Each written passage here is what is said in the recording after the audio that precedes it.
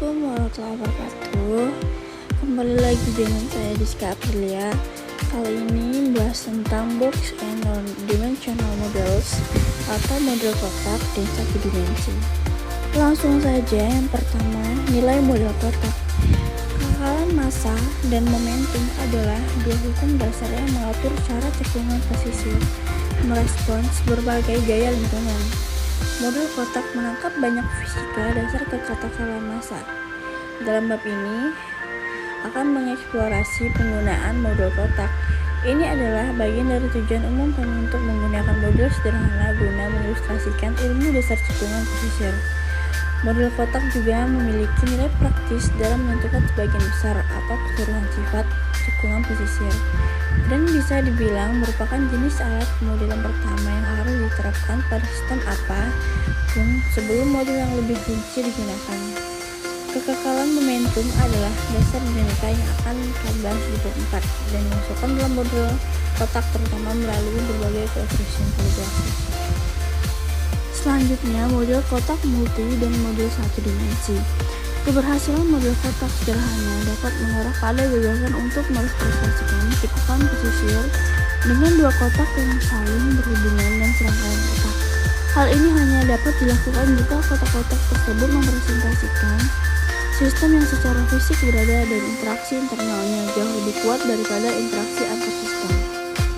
Keluaran dari cekungan, jika model kotak tidak memberikan informasi yang memadai, langkah selanjutnya yang mungkin adalah model satu dimensi.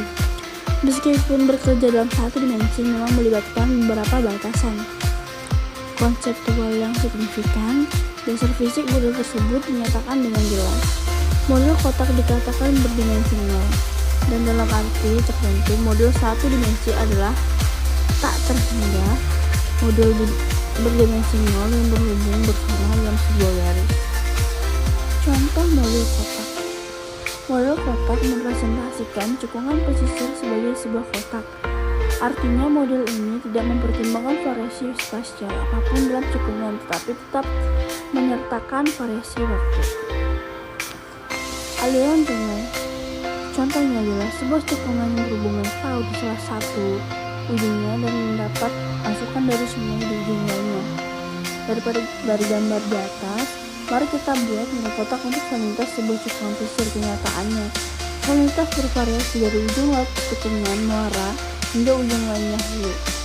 Tetapi kita memilih untuk hanya mempertimbangkan saliinitas rata-rata cekungan tersebut, yaitu kita menganggap cekungan tersebut sebagai sebuah kotak. Selanjutnya, penguapan. Penguapan menghilangkan air muara dari cekungan, dan jika tidak ada aliran sungai, air tersebut digantikan oleh air laut pada saliinitas laut, dilambangkan dengan SO. Penguapan tidak memiliki garam atau zat kimia lainnya.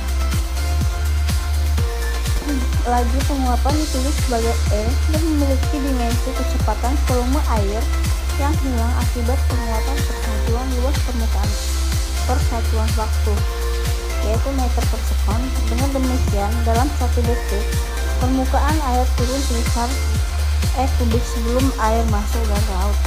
Terdapat berbagai metode untuk mengukur laju penguapan. Diukur pada 10 meter di atas permukaan laut. Ketinggian 10 meter adalah konvensi standar dalam jenis rumus ini, dan didasarkan pada asumsi bahwa 10 meter cukup untuk aliran udara berada di atas lapisan kekasaran yang disediakan oleh objek permukaan. Dalam praktiknya, pengukuran biasanya dilakukan di darat meskipun seharusnya dan semakin banyak sekarang dilakukan di atas cekungan pantai itu sendiri. Penguapan biasanya penting di daerah kering di mana terdapat curah hujan dan aliran sungai yang terbatas, insulasi yang kuat, dan tutupan awan kelembapan yang rendah. Di cekungan seperti itu, penguapan cenderung menghasilkan hipersalinitas, salinitas melebihi salinitas laut terbuka yang berdekatan. Penguapan juga menghilangkan panas laten dan memiliki peran utama dalam pertukaran panas antara laut dan atmosfer. Selanjutnya, pertukaran laut. Selain proses-proses yang didorong oleh tekanan yang telah disebutkan, terdapat pula proses lain yang menyebabkan cekungan kehilangan garam ke laut atau mendapatkan garam dari laut, yaitu pertukaran laut cekungan. Proses-proses ini cenderung menggeser salinitas cekungan ke arah salinitas laut. Jadi, jika cekungan tersebut tawar, garam mengalir masuk ke laut. Dan jika cekungan tersebut hipersalin, garam mengalir keluar dari cekungan ke laut.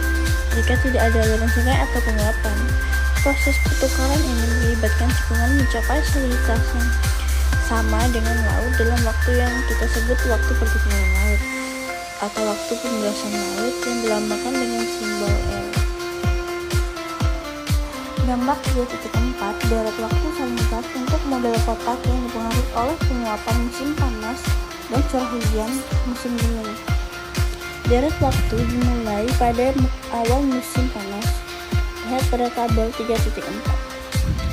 Dan pada rumus Fs sama dengan min R tambah R S tambah RSO sama dengan min R dalam kurung S sama dengan SO.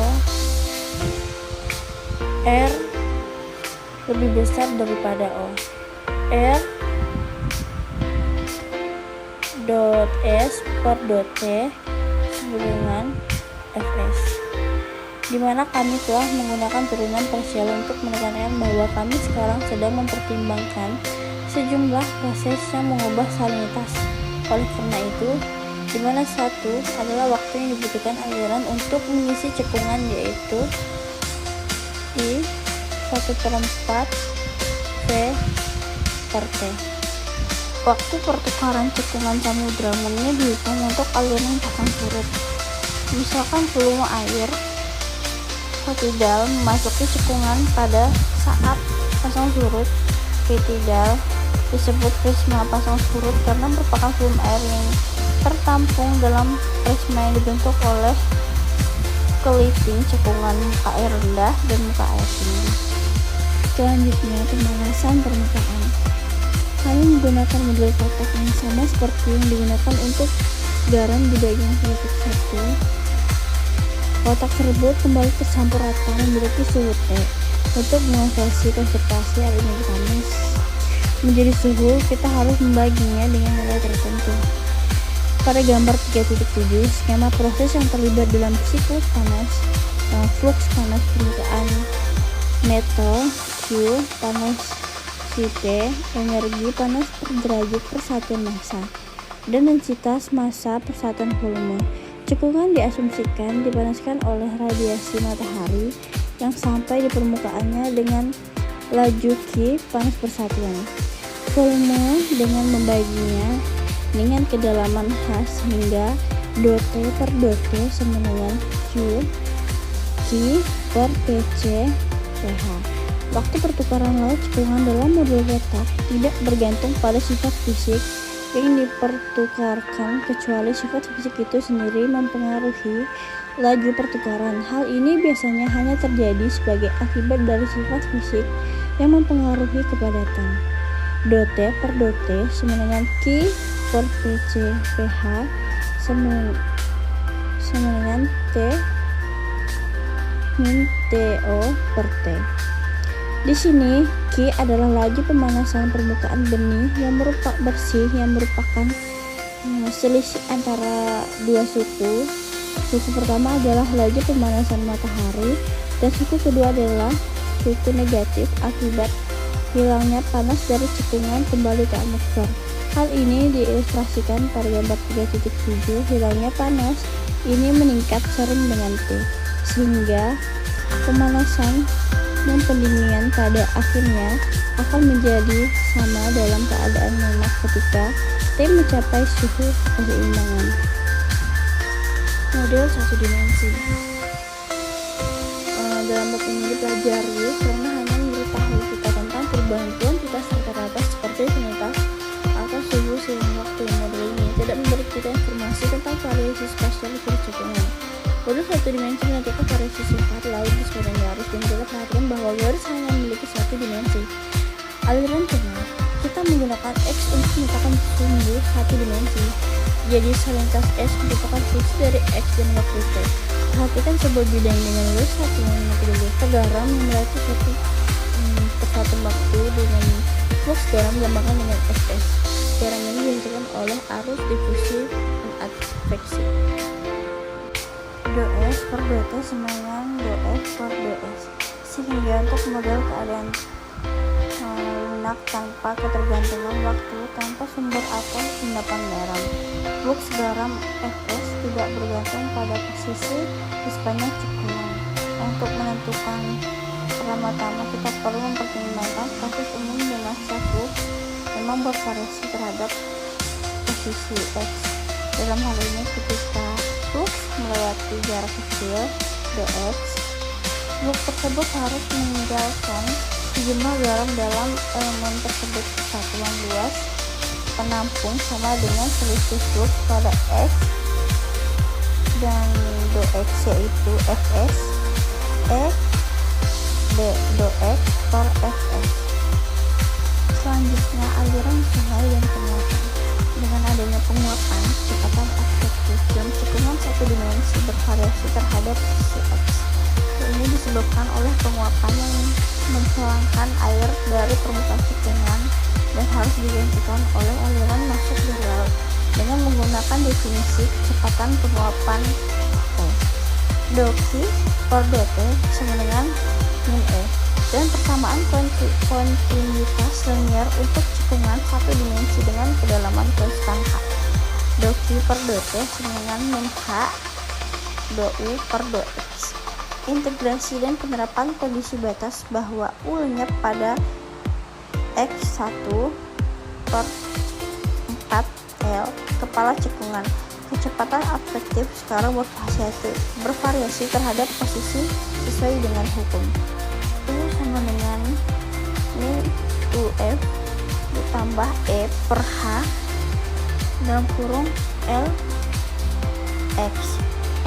Kepadatan flux garam sekarang menjadi Fx sama dengan S min UR ditambah E per HL 1 min X per L min K dOS dan dOx. Selanjutnya, model sederhana proses kimia dan biologi. Model-model hidrodinamika yang dibahas dalam bab ini membentuk dasar bagi berbagai proses kualitas air dan kimia biologis di cekungan pesisir. Model-model ini sering disebut model ekologi, meskipun sebenarnya mewakilkan proses yang diamati di dalam cekungan, bukan struktur ekologinya. Pada gambar 3.11, proyeksi model satu dimensi untuk variasi sampai sepanjang cekungan akibat penguapan ketika K per UE 1/4 100 km dan L 1/4 20 km. Gambar 3.12 solusi waktu yang menjelaskan dari Peter Panton dan nutrisi garis putus dari limit awal nutrisi ke dalam cekungan selama 1/410. Dari gambar 3.13 korelasi bintang memkonsentrasi fosfor untuk air yang mengalir di atas terumbu karang berdasarkan data yang tidak dipublikasikan untuk Teluk Konyohe, Hawaii yang dikumpulkan oleh Bokininsom dan penulis pada tahun 2002. Sekian dari penjelasan saya. Assalamualaikum warahmatullahi wabarakatuh.